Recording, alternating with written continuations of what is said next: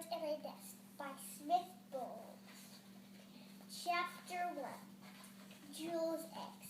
Once upon a time in a tall oak tree, there lived a mother bear. She had 5 speckled eggs. Her name was Jule. She sat on them all day, but there was one problem. The eggs won't hatch. Day after day she would sit on them. When will they hatch? She would say over and over. Chapter 2. Surprise! One day the eggs hatched. They were so cute. It was the best day ever. She had someone to play with.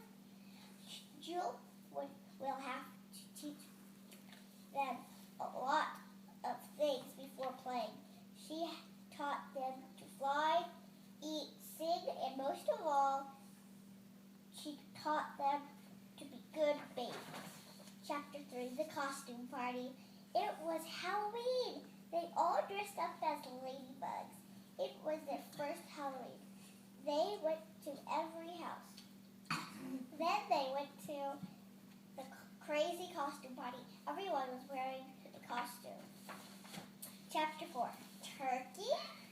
One day on November 28th, the family had a big feast. They called it Thanksgiving. It was a big party. It was the biggest party of the year. They had turkey.